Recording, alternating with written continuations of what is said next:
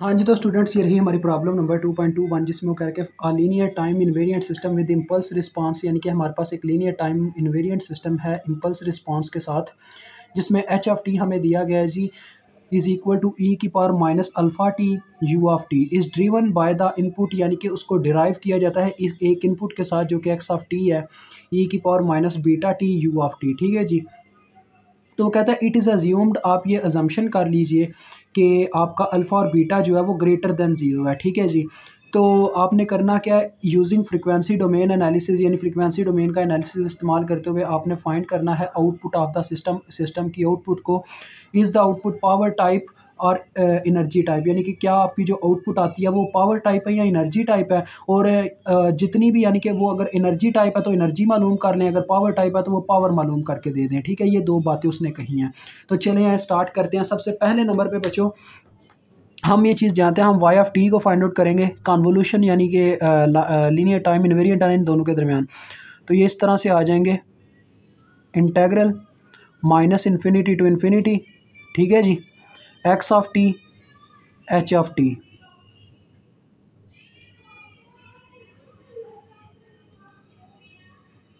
ये कुछ ऐसे आपके पास आ जाएगा। ठीक है जी।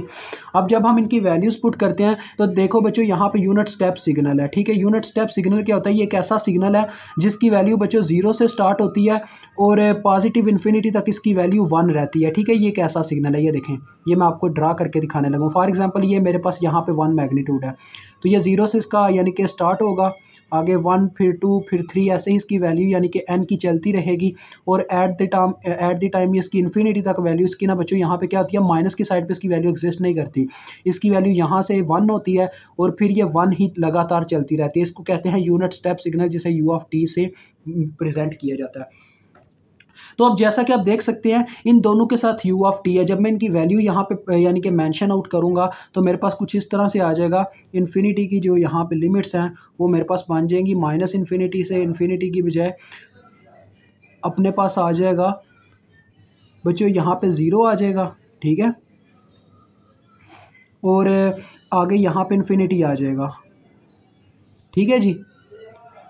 तो अब जो यहाँ पे मेन प्रॉब्लम आती है बच्चों को वो ये है कि उन्होंने यहाँ पे एच ऑफ टी को भी कन्वोल्यूशन को अब ओपन भी करना है। कन्वोल्यूशन को ओपन करने के लिए हमें क्या करना पड़ता है, सिंपल सी बात है बच्चों, कन्वोल्यूशन ओपन करने की वजह से यहाँ पे आ जाता है एक्स ऑफ टा एच ऑफ टी माइनस टा, ये चीज़ ये बन जाती होती है। ठीक है जी। और साथ में यहाँ पे जहाँ पे टाइम था वहाँ पे टा आ जाता होता है, डी ऑफ टा। समझ गए मेरी बात को, ये चक्कर है। तो लिहाजा अब ये आपके पास फॉर्म है, इस फॉर्म को आपने वो वाली फॉर्म यहाँ पे प्रेजेंट करनी है। तो देखें फिर क्या आपके पास आ जाएगा, वाई ऑफ टी आपके पास पहले नंबर पे तो आएगा Y of T is equal to integral 0 to infinity, और यहाँ पे हमारे पास आ जाएगा एक्स ऑफ टा है ना, तो एक्स ऑफ टा की वैल्यू अगर पुट करो बस बच्चों यहाँ पे क्या करना होगा आपको, जहाँ पे टी है वहाँ पे टा लिखना होगा। तो ई की पावर माइनस बीटा टा आ जाएगा हमारे पास। तो देखा जाए तो बीटा के साथ ये जो टी था बच्चों ये टा में कन्वर्ट हो जाएगा। ठीक है, यू ऑफ टा आप लिखने की ज़रूरत नहीं है क्योंकि यू की जो मतलब यहाँ पे प्रॉपर्टी अप्लाई होती थी वो हमने अप्लाई कर दिया। उसकी बच्चों वैसे मैग्नीट्यूड 1 रहती है, तो आप लिखना चाहो तो ऐसे लिख सकते हो 1, क्योंकि उसकी ऑल टाइम पे मैग्नीट्यूड 1 रहने वाली है, उसको कुछ भी करने की ज़रूरत नहीं है। आगे एच ऑफ टी माइनस टा लिखना है, यानी कि एच में जो टी जहाँ पे टी है वहाँ पे टी माइनस टा हमने पुट करना। तो ये क्या आ जाएगा, देखें, डॉट ई की पावर माइनस अल्फ़ा और टी की जगह हमारे पास आ जाएगा टी माइनस टा, और इसके भी यू ऑफ टी की जगह यू ऑफ टा होगा, लेकिन इसकी भी मैग्नीट्यूड ऑलवेज 1 रहनी है, तो लिहाजा उसको भी लिखने की ज़रूरत नहीं, उसकी जगह 1 लिख दें। अब इसकी एक्सपेंशन के ऊपर हम वर्क करना स्टार्ट करते हैं। तो देखें इसकी एक्सपेंशन हमारे पास यहाँ पे किस तरीके से वर्क करती है। अब जब यहाँ से हम आगे बढ़ने की कोशिश करते हैं, देखें हमारे पास यहाँ पे 0 से इन्फिनिटी तक है ना, तो अभी तो हम टाइम डोमेन में हैं, हमें इसको कन्वर्ट करना होगा आगे जाके फ्रीक्वेंसी डोमेन में, बिकॉज उसने लिखा है यहाँ पे यूजिंग फ्रीक्वेंसी डोमेन एनालिसिस। तो यहाँ तक हमारे पास अभी क्या फॉर्म बन रही है, ज़रा गौर से देखिएगा। हमारे पास ये फॉर्म आ रही है, 0 से इन्फिनिटी तक लिमिट जा रही है और साथ में आ रहा है ई की पावर माइनस बीटा टी टा, सॉरी, साथ में ई की पावर माइनस को चाहे अंदर अप्लाई कर दो तब भी ठीक है, यहाँ ऐसे अलग-अलग मल्टीप्लिकेशन करने के बाद लिख लो, यानी माइनस अल्फ़ा टी आ जाएगा, एक दफ़ा आ जाएगा ई की पावर प्लस अल्फ़ा टा। ठीक है जी, ऐसे आ जाएगा। अब असल में हम करना क्या चाहते हैं, हम बच्चों इसको फ्रीक्वेंसी डोमेन में लेके जाना चाहते हैं। ये अभी टाइम डोमेन तक तो चले, यहाँ तक चलेगा, आगे भी इसकी भी मैं आपको करके दिखाना चाहूँ तो मैं इसको टाइम डोमेन में भी करके दिखा सकता हूँ। लेकिन असल जो मुद्दा है वो हमारा ये है कि हम आपको टाइम डोमेन में नहीं करके दिखाएंगे, यहाँ पे फ्रीक्वेंसी डोमेन में करके दिखाएंगे। बिकॉज़ उसने लिखा हुआ है कि यूज़ कीजिए फ्रीक्वेंसी डोमेन एनालिसिस। तो इसको फ्रीक्वेंसी डोमेन में कैसे लेके जाते हैं ये ज़रा चेक कीजिएगा बच्चों। हमारे पास अगर कोई भी टर्म है ना, यानी कि आपके पास e⁻−at, तो जब आप उसका यानी कि क्या लेते हो, फॉरियर ट्रांसफॉर्म लेते हो, तो वो टाइम की डोमेन से उठकर फ्रीक्वेंसी डोमेन में चली जाती है। साथ में अगर उसके u(t) भी है तो वो किसके बराबर होता है, देखिए 1/, यहाँ पे जो भी इसकी पावर में होगा वो नंबर आ जाएगा, यानी यहाँ पे a है ना, तो यहाँ पे a आ जाएगा प्लस साथ में इसके जे ओमेगा, यानी कि एस असल में लिखते हैं हम दूसरी बुक में तो, लेकिन यहाँ पे तो आएगा जे ओमेगा। Omega means 2πf। ठीक है जी, ये चीज़ आ जाती है, ये इसकी एक्सपेंशन है फॉरियर ट्रांसफॉर्म से। तो यही काम हमने यहाँ पे करना है। तो देखो बच्चों, मेरे पास असल में अब यहाँ तक, यहाँ मैं इसको स्टॉप करता हूँ। ठीक है, ये आपको थोड़ी एक्सपेंशन मैं दिखा रहा था। अगर कोई बच्चा चाहता है कि मैं फ्रीक्वेंसी डोमेन को छोड़ के टाइम डोमेन एनालिसिस से इसको हल करूँ, तो वो मुझे बता दीजिएगा, मैं उससे भी करके दिखा दूंगा, मसला नहीं है। ये एक्सपेंशन मैं आपको बता रहा हूँ, ये वे ये है, इस तरीके से आप एक्सपेंशन करते जाओगे और एट द लास्ट आप यहाँ पे पता होना क्या था, जो हमारे यहाँ पे टाइम वाला ना, ये वाला नंबर इसने चले जाना बाहर। ठीक है, थोड़ा सा आपको चले मैं इसका ना यानी y(t) चले फाइंड आउट करके दिखा देता हूँ। ये जो बच्चों टाइम वाला है इसका कोई लेना देना नहीं है अब इंटीग्रेशन से, क्योंकि ये टा के लिए बनी है। तो लिहाजा e⁻−α_t ये बाहर उठ के चला जाएगा और अंदर रह जाएगी इंटीग्रेशन ऑफ 0 से इन्फिनिटी किसकी, ई की पावर। अब देखो ये दोनों सेम है, इनकी मैं आपस में प्लस माइनस कर लेता हूँ, यानी पावरें ऐड हो जाएंगी, तो अल्फ़ा माइनस बीटा आ रहा है। देखें अल्फ़ा माइनस बीटा और दोनों में से टा कॉमन आ रहा है, तो टा ऐसे कॉमन आ गया, डी टा, ये चीज़। अब अगर हम इसको यानी कि क्या करेंगे, इंटीग्रेशन इसकी करेंगे, तो इंटीग्रेशन कहती है कोई भी अगर एक्सपोनेंशियल है तो उसकी इंटीग्रेशन कुछ इस तरीके से आती है, पहले उसको एज इट एज लिख दिया जाता है। ठीक है, और जो उसकी पावर में उसके वेरिएबल के साथ नंबर मल्टीप्लाई हो रहा होता है वो बटे में आ जाता होता है, अल्फ़ा माइनस बीटा। ठीक है, ये होता है असल में यहाँ पे, और साथ में इसकी लिमिट्स आ जाएंगी। तो बच्चों यहाँ पे हम इन्फिनिटी को कंसिडर नहीं करेंगे। ठीक है, इस जगह पे आके ना, अब यहाँ पे हम कहते हैं कि लेट टेक इन्फिनिटी, यानी कि हम इन्फिनिटी कंसिडर नहीं करेंगे, हम लिमिट्स कंसिडर करेंगे यहाँ पे 0 से लेकर t तक। ठीक है, आपने ये लिख लेना है, let us take the limits 0 to t। ठीक है, यहाँ पे आके आप लिख लें या स्टार्टिंग में ही आप 0 से t रख लें। ये आपको वैसे कंसेप्ट दिखाना था, क्योंकि हम सिग्नल को बच्चों ये नहीं कह सकते कि वो इन्फानाइट तक जाता है, क्योंकि इसकी कैलकुलेशन पॉसिबल नहीं होती आगे जाके। फिर हम इसको यहाँ पे 0 से t तक कंसिडर कर लेते होते हैं। ठीक है, इस तरह से। अब इसको अगर मैं सॉल्व करूँगा तो मेरे पास क्या आएगा, देखें ये आएगा e⁻−α_t, और बटे में ये अल्फ़ा माइनस बीटा जो है ये कॉमन आ चुका होगा, क्योंकि ये कांस्टेंट है, इसको तो कोई फ़र्क ही नहीं पड़ना। अंदर क्या आएगा, पहले अपर लिमिट पुट होगी, अपर लिमिट पुट होने से मेरे पास आ जाएगा e⁻α−β, साथ में ये t आ जाएगा। ठीक है, और फिर क्या होगा जी, सिंपल सी बात है, फिर दूसरे नंबर पे होना क्या है, मेरे पास फिर माइनस लोअर लिमिट पुट होगी, टा की जगह 0 पुट होगा, तो 0 पुट होने से e⁻0 यानी जो कि 1 के बराबर होता है, ये 1 आ जाएगा। तो अब अगर इसको मैं मज़ीद एक्सपेंड करूं, मज़ीद एक्सपेंड वैसे आप बच्चों कर सकते हो, आप इस तरह से कर सकते हो। देखो y(t) आपके पास बराबर आ गया, ये जब अंदर मल्टीप्लाई होगा, यहाँ पे क्या है, अल्फ़ा की पावर यानी कि प्लस में, ज़रा गौर कीजिएगा, मैं आपको करके दिखाता हूँ। ये जो है इसको दो फॉर्म में लिखा जा सकता है, यानी इस तरह से लिखा जा सकता है, e⁻α_t डॉट e⁻−βt। ठीक है, ये ऐसे है। तो इसके साथ जब e⁻−α_t मल्टीप्लाई होगा तो क्या होगा, ये दोनों पावरें ऐड हो जाएंगी, -α_t प्लस α_t आपस में कैंसिल हो जाएंगे, यानी यहाँ पे सिर्फ रह जाएगा e⁻−βt। तो यानी यहाँ पे रह गया e⁻−βt, और इसके साथ माइनस और माइनस, यानी इसके साथ 1 के साथ जब ये ज़रब हुआ तो यहाँ पे आ गया e⁻−α_t। ठीक है जी, और बटे में है हमारे पास अल्फ़ा माइनस बीटा। तो ये आपके पास आ रहा है, ये टाइम डोमेन में हल किया गया। ठीक है, तो देखो बच्चों, उसने कहा था कि यानी कि कंडीशन उसने बताई थी कि अगर alpha is equal to beta हो जाए, यहाँ पे अब यहाँ पे हम कह सकते हैं अगर alpha is equal to beta हो गया तो ये कंडीशन जो है इन्फिनिटी देगी, तो लिहाजा हम alpha is equal to beta नहीं रख सकते। ठीक है, इसकी ये मतलब कैफियत बनती है इस क्वेश्चन में। तो मैं इससे आगे भी इसको सॉल्व कर सकता हूँ, मसला नहीं है मेरा, लेकिन मैं आपको अब फ्रीक्वेंसी डोमेन एनालिसिस से करके दिखाता हूँ, ठीक है। ये इस तरह से तो मैंने आपको करके दिखा दिया। फ्रीक्वेंसी डोमेन एनालिसिस में क्या होता है, जैसे कि मैंने आपको उसकी प्रॉपर्टी बताई है। तो अब देखें होना क्या था, वाई ऑफ टी असल में हमारे पास बराबर था अपना एक्स ऑफ टी और उसकी कन्वोल्यूशन किसके साथ है, एच ऑफ टी के साथ, ये था। तो बच्चों ये हमने एक प्रॉपर्टी पढ़ी हुई है आपकी ही बुक के, यानी ये प्रॉपर्टी है कि अगर दो चीज़ों के दरमियान कन्वोल्यूशन हो रही है और वो इस अंदाज में लिखे हुए हैं, तो जब आप उनका फॉरियर ट्रांसफॉर्म लेते हैं, दोनों तरफ जब फॉरियर ट्रांसफॉर्म अप्लाई हो जाएगा तो ये कन्वर्ट हो जाएगा y इंटू एफ में, ठीक है जी। और ये आपस में मल्टीप्लिकेशन में फॉर्म में आ जाएंगे, यानी x of f multiply with h of f, capital letter में लिखे जाएंगे, ठीक है जी। अब देखें इनकी वैल्यूज़ के साथ भी फिर बिहेवियर तो वैसे ही होगा। अब देखें ये आपने जैसा कि ये प्रॉपर्टी पढ़ लिया, एक प्रॉपर्टी तो हमारी वैसे ही क्लियर हो रही है, यानी कि यहाँ पे मेरे पास असल में एक्स ऑफ टी किसके बराबर था, ई की पावर माइनस बीटा टी के, यानी बस यहाँ पे ए की जगह मुझे बीटा लिखना होगा, बाकी मेरे पास केस एज इट एज़ वही है। तो यानी मेरे पास आ जाएगा यहाँ पे एक्स ऑफ एफ का 1 ओवर, यानी पहले एक्स ऑफ एफ को पुट करने लगा 1 ओवर बीटा प्लस अपने पास क्या आएगा J2 पाई एफ, ठीक है बच्चों। एक तो ये आ गया।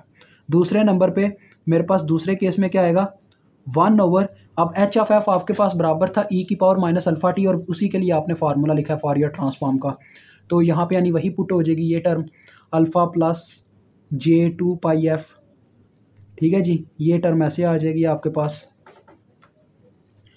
तो अब आप यहाँ पे अगर गौर करें, अब जब आपके पास ये टर्म आ गई है स्टूडेंट्स, ठीक है, ये टर्म अगर आपके पास आ गई है, तो हम अगर बात करें यहाँ पे कि ये जो वाई ऑफ एफ हमारे पास आया, इसके अंदर अल्फ़ा और बीटा अगर आपस में एक स्टेप में इक्वल हो जाएं, जैसे वहाँ पे हम बात कर रहे थे कि अल्फ़ा और बीटा अगर आपस में इक्वल हो जाते हैं तो ये यहाँ पे बटे में 0 बनता है, जिसकी वजह से इन्फिनिटी आ रहा है, यहाँ पे बटे में 0 बनता है, ठीक है। ऐसे ही इस केस में भी करेंगे, उस केस में भी करेंगे, वो मैं आपको बताता हूँ फिर उस केस में क्या करना है, दोनों केसेस के थ्रू मैं समझाऊंगा। ये आपका दूसरा पार्ट है, यानी समझो यहाँ पे फ्रीक्वेंसी डोमेन एनालिसिस चल रहा है, यहाँ पे टाइम डोमेन एनालिसिस ऊपर चल रहा है, ठीक है। दोनों चीज़ों में आपको समझा रहा हूँ। तो अगर बच्चों आपका बीटा और अल्फ़ा आपस में बराबर हो जाते हैं, फिर आपका कैसा केस बनेगा, अल्फ़ा इज इक्वल टू अगर आपके पास बीटा हो जाता है, ठीक है, तो उस केस में आपके पास आ जाएगा, देखें सिंपल सी बात है, आपका वाई ऑफ एफ आपके पास आ रहा होगा 1 ओवर, ये भी अल्फ़ा अगर हो गया, यानी अल्फ़ा हम कंसिडर कर लेते हैं, ये अल्फ़ा प्लस J2 पाई एफ है, ये अल्फ़ा प्लस J2 पाई एफ है, यानी हमारे पास आ जाएगा अल्फ़ा प्लस J2 पाई एफ होल का स्केयर, ये टर्म बन जाएगी। अब अगर मैं इसको बच्चे दोबारा से टाइम की डोमेन में वापस लेके जाना चाहता हूँ तो मैं क्या करूँगा, मैं दोनों साइड पे इन्वर्स अपना फॉरियर लगा दूंगा, इन्वर्स ऑफ फॉरियर ट्रांसफॉर्म, ठीक है जी। इस साइड पे भी ऐसे ही करूँगा। तो नेक्स्ट स्टेप में क्या होगा, नेक्स्ट स्टेप में सिंपल सी बात है, ये जो फॉरियर ट्रांसफॉर्म यहाँ पे लगाया गया, इससे एक फ़र्क पड़ेगा कि हमारे पास यहाँ पे आ जाएगा अपने पास क्या नाम है वाई ऑफ टी, और बच्चों अभी तक आपने सिंपल ई की पावर यहाँ पे देखा है, जो मैंने आपके पास प्रॉपर्टी लिख के दिया फॉरियर की कि ई की power minus A T U of T इसके बराबर होती है। असल में पता है क्या हो रहा होता है, मैं आपको बताता हूँ। फॉरियर ये जो हमने ये लिखा ना, इसमें ये था कि टी की पावर जो है ना यहाँ पे 0 थी, तो इस वजह से ऊपर 1 था। अगर यहाँ पे टी की पावर n इस तरह से मल्टीप्लाई हो रही हो ई की पावर माइनस ए टी के साथ यू ऑफ टी, यानी ये इस तरह का सिग्नल हो, तो वो हमारे पास ना फॉरियर ट्रांसफॉर्म लेने के बाद बराबर होता है टी की पावर, ऊपर हमारे पास क्या आ जाती होती है जी, हमारे पास ऊपर उसकी पावर आती है n माइनस 1, ठीक है जी, n माइनस 1 आती है। तो लिहाजा सिंपल सी बात है, होगा क्या, देखें ये जब इसका यानी कि अगर मैं फॉरियर ट्रांसफॉर्म लेता हूँ, फॉरियर ट्रांसफॉर्म इस टर्म का, तो मेरे पास पता है आंसर क्या आएगा, मेरे पास आंसर आएगा 1 ओवर ये ए मैंने लिखा हुआ है यार, इसको अल्फ़ा ही समझ लें थोड़ी देर के लिए, ठीक है, अल्फ़ा ही है, मैं अल्फ़ा जल्दबाजी में लिख गया तो अल्फ़ा ही इसको कंसिडर करें, 2 पाई एफ, ठीक है, इतना तो सेम होगा लेकिन इसकी पावर बनेगी n+1, ठीक है, ये चक्कर होता है। यानी यहाँ पे जो पावर होगी उसमें से एक माइनस करके यहाँ पे टी की पावर लगाई जाती है, तो वहाँ पे उसकी पावर 1 थी, यानी इस टर्म की पावर 1 थी, तो यहाँ पे टी की पावर 0 पुट की गई, डैट्स वाई वो 1 है। यहाँ पे अब इसकी पावर स्केयर हो गई है, तो यहाँ पे क्या पुट किया जाएगा, यहाँ पे टी की पावर 1 पुट की जाएगी, ई की power minus A T as it as होगा, यू ऑफ टी होगा। ये आपको मैंने प्रॉपर्टी दिखाई है आज फॉरियर ट्रांसफॉर्म की, तो ये हमारे पास आ गया जी, ठीक है। अब अगर आप इससे एनर्जी निकालना चाहते हो तो आप निकाल सकते हैं, एनर्जी भी हमने निकालनी है, इससे असल में एनर्जी ही बच्चों फाइंड आउट हो सकती है।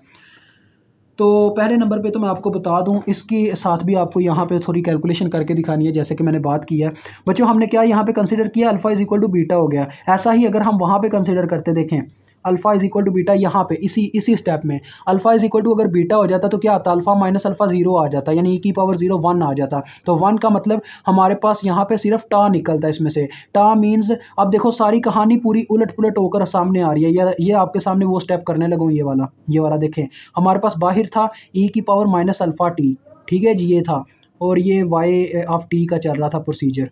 ज़रा देखें अंदर क्या हुआ, यहाँ पे ई की पावर 0 यानी 1 बन गया, और हमारे पास सिंपल आ गया 0 से टी तक की लिमिट्स। ये देखो 0 से टी तक की लिमिट्स, और साथ में डी टा रह गया, यानी ये 1 हो गया, ये वाली टर्म 1 होगी, क्योंकि अल्फा अल्फा के इक्वल, तो ये 0 आ जाएगी, ई की पावर ये 1 हो जाएगा।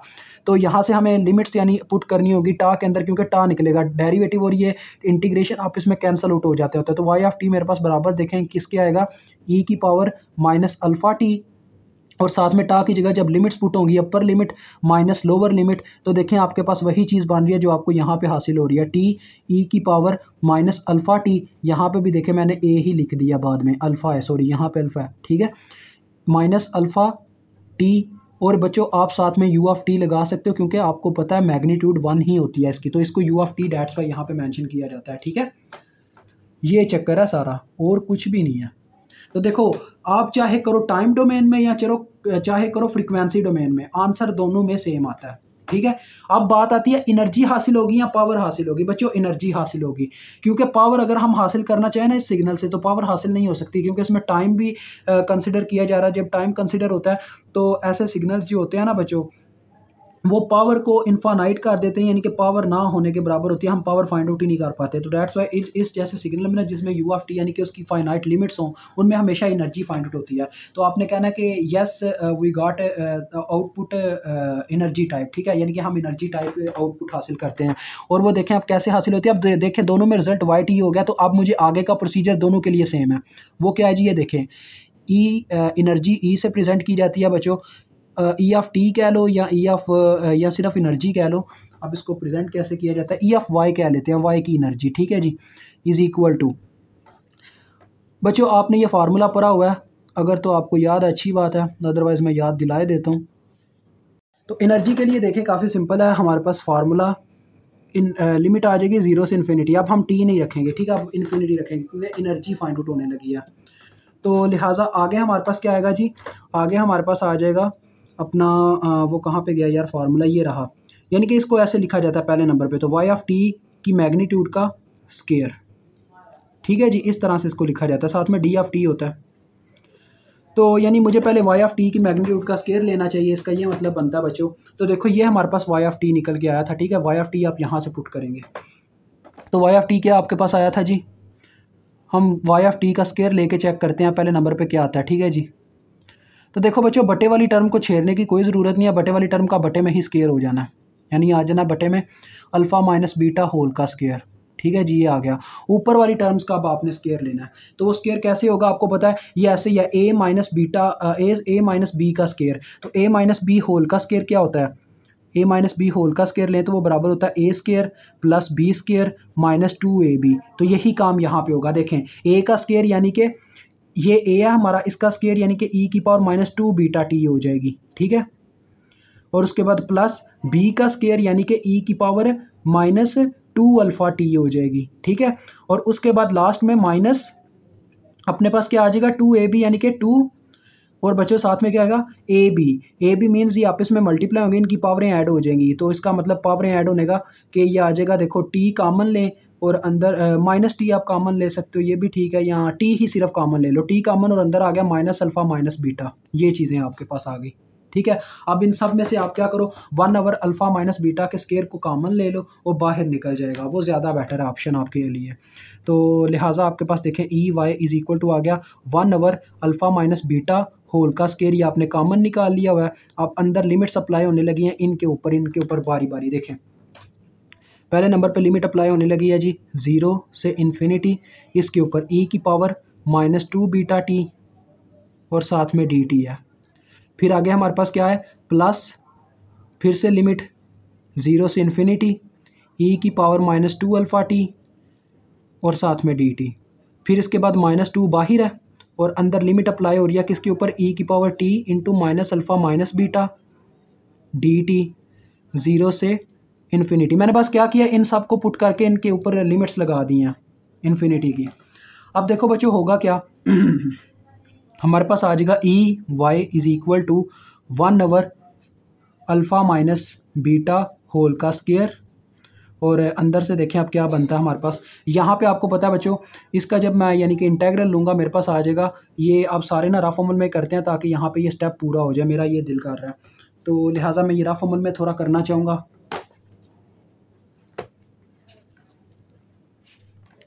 तो रफ अमल यहाँ पे तो अवेलेबल नहीं है, तो ज़रा गौर कीजिएगा, इसका मैं करने लगा बच्चों। जब इसका हम डेरिवेटिव ये इंटेग्रल लेंगे तो हमारे पास क्या आ जाएगा, ये आ जाएगा ई की पावर -2 बीटा साथ में टी और बटे में यानी वो टर्म आ जाती होती है जो यहाँ पे मल्टीप्लाई हो रही होती है, यानी कि बटे में आ जाएगा -2 बीटा। ठीक है, तो साथ में लिमिट्स आ जाएंगी 0 से इन्फिनिटी। अब आगे आपको पता लिमिट्स पुट होती हैं, अपर लिमिट फिर माइनस लोअर लिमिट। तो यहाँ पे क्या होगा, 1/, -2 बीटा बाहर ही होगा और अंदर लिमिट्स अप्लाई हो रही होंगी। पहले इन्फिनिटी आएगी इसकी पावर तो ये 0 हो जाएगा, फिर माइनस लोअर लिमिट पुट होगी जब इसकी, तो ई की पावर 0 1 हो जाएगा, यानी ये -1 देगा, जिससे ये वाला बाहर वाला माइनस कैंसिल, तो ये 1/2 बीटा आ रहा है। फिर आगे नेक्स्ट की बात करूं तो ये देखें, ये सेम टू सेम यही चीज़ है, बस यहाँ पे बीटा की जगह अल्फ़ा है, तो यानी इसका आंसर आ जाएगा 1/2 अल्फ़ा, ये पहले ही पता चल गया हमें। और इसकी बात करें तो इसके केस में थोड़ा रेयर है काम, इसको भी चेक करना पड़ेगा कि इसमें क्या होता है। इसमें आपको पता है बटे में तो माइनस अल्फ़ा माइनस बीटा आ चुका होगा, आप इसको भी चेक कर लेते हैं बच्चों। देखिएगा ज़रा, ये इसका जब मैं लेता हूँ इंटेग्रल तो क्या होगा, ई की power T into minus alpha minus beta ये ऊपर होगा और बटे में यानी हमारे पास आ चुका होगा माइनस कॉमन लेके अल्फ़ा प्लस बीटा, ये टर्म बटे में आ चुकी होगी। ठीक है, और इसके ऊपर जब लिमिट्स अप्लाई करेंगे इन्फिनिटी और 0, पहले नंबर पे इन्फिनिटी पुट करेंगे फिर 0 पुट करेंगे, तो यानी ये भी -1 नहीं दे रहा होगा आंसर। तो -1 की वजह से ये वाला माइनस कैंसिल, यानी मुझे दे रहा होगा -2 अल्फ़ा प्लस बीटा, ये टर्म आ रही होगी आपके पास। ठीक है, तो अब इनसे क्या बनता है ये आपने अंदाज़ा आप खुद से लगाना है। क्या इनका एलसीएम आ रहा है ओवरऑल टर्म का, वो आ रहा है जी 2 alpha beta into alpha plus beta, ये टर्म बन रही है। ठीक है, समझिएगा मेरी बात को। ये आपके पास बच्चों एलसीएम ना अब बन रहा है अपने पास से, देखें अंदर एलसीएम ही लेना पड़ेगा। हमारे पास बाहर है 1/, अल्फ़ा माइनस बीटा का स्क्वायर और अंदर हमारे पास बन रहा है बटे में 2 अल्फ़ा बीटा और साथ में अल्फ़ा प्लस बीटा, ये एलसीएम आ रहा है नीचे वाली टर्म का। तो यहाँ पे 2 बीटा मौजूद है ना, तो ऊपर मल्टीप्लाई हो जाएगा alpha into alpha plus beta. यहाँ पे 2 अल्फ़ा मौजूद है तो लिहाजा ऊपर मल्टीप्लाई हो जाएगा beta into alpha plus beta. और यहाँ पे अल्फ़ा प्लस बीटा मौजूद है तो यहाँ पे ऊपर मल्टीप्लाई हो जाएगा 2 यानी कि 2 अल्फ़ा 2 बीटा। तो 2 अल्फ़ा 2 बीटा जब मल्टीप्लाई होंगे तो आ जाएगा 4 अल्फ़ा बीटा। अब इसको सॉल्व करने की बात आ जाती है, तो ये देखें क्या बन रहा है जी, अल्फ़ा स्क्वायर बीटा स्क्वायर। हाँ जी ठीक है, तो लिहाजा हमारे पास यहाँ पे जो कंडीशन बनती है वो ये है कि इस अल्फ़ा माइनस बीटा स्क्वायर को किसी तरीके से कैंसिल आउट हो जाना चाहिए, वो ये कहना चाह रहे हैं। तो वो कैंसिल आउट होता भी है, मुझे दिखाई दे रहा है, मैं आपको बताता हूँ कैसे। अब ये जो ऊपर वाली टर्म है ना बच्चों, इसको मैं रफ अमल में करना चाह रहा हूँ, ज़रा गौर से देखिएगा। मैं इस टर्म को ना सेम एज इट एज उठा के एक पेज पे करने लगूँ, तो वहाँ से आपने यहाँ पे पुट कर देनी है। ठीक है, जो आएगा बाकी का जो सॉल्यूशन है वो समझने में मैं दूसरे पेज पे करता हूँ। तो मेरे पास E(y) आ चुका हुआ है बच्चों। देखो अब मैं मल्टीप्लिकेशन स्टार्ट करने लगूँ, यानी इस पेज पे मैं जो बोलता जाऊँगा आपने ज़रा उसको कैरी करना है। 1/, अल्फ़ा माइनस बीटा का स्क्वायर है हमारे पास। उसके बाद इंटरनल में क्या लिखा हुआ है देखें, अल्फ़ा पहले अल्फ़ा से मल्टीप्लाई होगा तो अल्फ़ा स्क्वायर बनेगा, फिर अल्फ़ा बीटा से मल्टीप्लाई होकर अल्फ़ा बीटा बना देगा। फिर दूसरे नंबर पे बीटा अल्फ़ा से मल्टीप्लाई होकर अल्फ़ा बीटा बना देगा, और फिर हमारा ये बीटा बीटा से मल्टीप्लाई होकर बीटा स्क्वायर बना देगा, और फिर आगे आ जाएगा -4 अल्फ़ा बीटा। और नीचे वाली टर्म तो एज इट एज है, यानी कि 2 अल्फ़ा बीटा और साथ में है हमारे पास अल्फ़ा प्लस बीटा। अब मैं आपको दिखाता हूँ जो न्यू पेज पे मैं आ गया हूँ, ये है वो जहाँ पे मैं रफ अमल करने वाला हूँ बाकी का, यानी आंसर बाकी का यहीं पे है। अब ज़रा गौर करो बच्चों, ये अल्फ़ा बीटा 2 अल्फ़ा बीटा जिसमें से ये माइनस होगा, जिसके बाद हमारे पास ये टर्म बन रही है यहाँ पे 1/, अल्फ़ा माइनस बीटा होल का स्क्वायर इंटू ऊपर हमारे पास बन रहा है alpha square plus beta square minus 2 alpha beta, और ये आपको पता है किसका फार्मूला है, अभी आपको बता देता हूँ मैं, टेंशन भी नहीं है। ये देखें, ये असल में हमारे पास बच्चों फार्मूला है, देखें ए प्लस बी है, यानी ए स्केयर प्लस बी स्केयर अगर माइनस 2ab हो तो वो बराबर होता है ए माइनस बी होल के स्केयर के। तो यानी ये हमारे पास क्या बन रहा है, अल्फ़ा माइनस बीटा होल का स्केयर, और यही हम चाहते थे, ये वाला कट आउट हो जाएगा इसके साथ। तो देखें यहाँ पे आ गया, यानी कि 1/, अल्फ़ा माइनस बीटा का square into alpha minus beta का स्केयर और बटे में 2 alpha beta alpha plus beta, ये टर्म आ गई। अब होगा क्या, ये आपस में कैंसिल आउट हो जाएंगे और आपके पास फाइनली आपका आंसर आ जाएगा, आपकी energy EY is equal to 1/2 alpha beta into alpha plus beta, and this is your answer. मुझे उम्मीद है आपको समझ आ गई होगी। अभी तक के लिए इतना ही, खुदा हाफिज़।